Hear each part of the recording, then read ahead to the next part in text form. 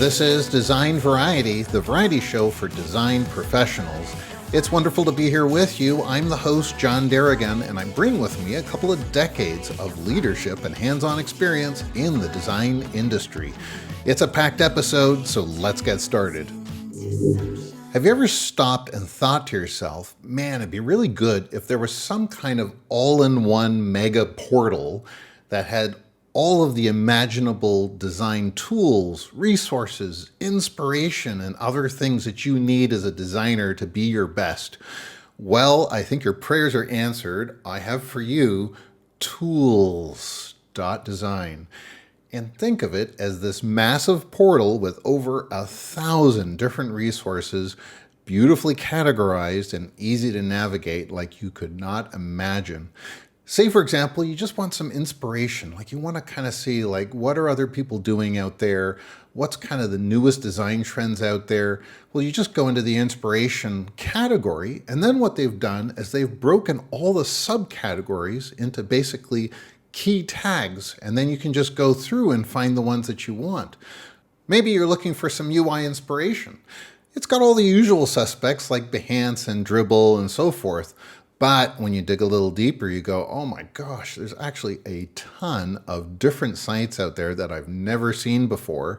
And what better thing to do to get inspired than to just kind of explore unknown territory? This is really a cool site for that.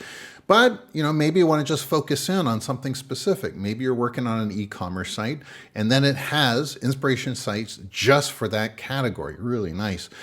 Moving into things like tools, maybe you're getting into UX and you want to kind of get familiar with what are the tools out there to do user testing or UX research, or maybe you just want to do some prototyping or wireframing. Well, it's all here. Some of the ones that you've probably likely heard of in all of the discussion forums and so forth, and then maybe some ones that are a little off the beaten path. And that's where I think this is a gem of a resource, because it helps to expose you to beyond that 5% of tools that everybody's talking about all the time. And maybe you have some kind of a niche requirement, and this is where you could potentially find it. It could be that potential gold mine of finding that perfect tool for that exact thing that you need to do. In addition to that, when you've gone through all of these tool categories, you can then even hit up the learning resources. And there's a ton of websites about design principles, best practice, and so forth. This is definitely the portal you should have in your bookmarks.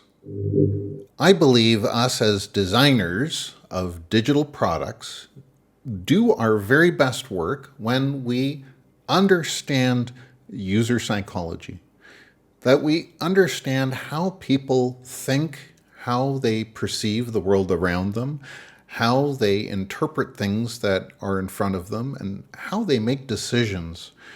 There are many things that go into targeting the user mind. And this website, lawsofux.com, beautifully illustrates over 20 very key heuristics and principles and biases that many of us, if not all of us, share as human beings. One of my favorites that I refer to often is Hick's Law, which says that the time that is taken to make a decision increases with the number and complexity of choices. And I can't help but think of my last time in the shampoo aisle of the supermarket, where I just want to buy shampoo and I'm greeted with 1,000 different options, all of these different brands and styles and claims of what they can all do. And at the end of the day, I have to choose one. And this complexity leads to a longer decision-making process so that I can get my shampoo. When we're doing websites and mobile apps and so forth, the same principles apply when you're doing design work and users are greeted with a number of options or choices that they must choose from to move forward in a process. It's really important you're thinking about Hick's Law, because that is ultimately going to govern how much effort the person has to take into doing it, or how likely they are to withdraw from the process completely. All of us have probably opened up that questionnaire form from some company wanting to know whether we were happy with their service, greeted with 100 questions, and politely closed it and never looked at it again. Jon Jablonski is not only the creator of this website, but actually the author of the same named book, Laws of UX, that's published by O'Reilly. And you can get this book at any number of online bookstores, and it's quite a famous read in the UX realm to get familiar and much more in-depth details about the specifics of all these different laws that go into designing a good digital product. If you're wanting to keep on top of the world of UX research, Jan Akron has the newsletter for you. User Weekly is an easy-to-sign-up email newsletter that sends out weekly updates to give you a snapshot of what's happening in user research, and it gives you a nice collection of bits and pieces from around the web, different types of mediums, some articles, some media clips, and so forth, that gives you a well-rounded view of what's going on in a not so cumbersome and heavy way. It's nice to digest. You can get through it quickly and find the bits and pieces that are relevant for you. In addition to that, on his website is an incredible resource list of all kinds of things you could possibly imagine for user research, all of the learning and various resources out there on a single page. And it's nice to just sort of flip through and find stuff you may have never seen before and learn a little bit more about user research. And now for something totally different. Forward Festival is taking place in Berlin, Germany on September 14th to 15th. Think of it as a gigantic creative festival spanning 2 days, 3 stages, and over 40 speakers.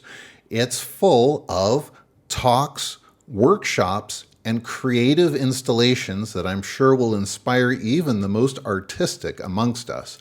The event program showcases its true breadth of everything from the truly beautiful to the truly odd, taking place across all 3 of their stages. And they give examples of some of these artistic pieces. For example, this guy having a bad hair day and this sort of cloud-like staircase people are standing on. It just looks interesting and quite intriguing and very indicative of the overall program that I've looked through. If you happen to be in Germany or in Europe and make your way over to Berlin, it may be worth getting this extra dose of creativity at Forward Festival. Coming up much sooner, as in this week, it's happening now, is the Design for Tomorrow Awareness Initiative Week, which is an entire week of talks done by the Randstad UX group out of Amsterdam. And think of this as designing for tomorrow and for humanity. So it's about ethical design, user-centered design, having empathy, social design, and inclusion. So many topics that are important about how we're going to shape this world through our designs. And the speaker lineup is a huge array of design directors, heads of design, UX psychologists, UX researchers, hosts of podcasts, and so much more. You may even notice my own head in that photo lineup. I'll be doing a talk on bringing life to digital products. It's a topic I'm very fond of. How do we design to make products come to life and feel like they have soul? I'll have a talk about that coming up this Friday. The entire event is absolutely free, so make sure you register and get on to the next available talk that's coming up tomorrow. Thanks for joining me. If you liked the episode, give it a like, but if you loved it and you want to see more, subscribe and share it with the designers in your life. I'll see you next time on Design Variety.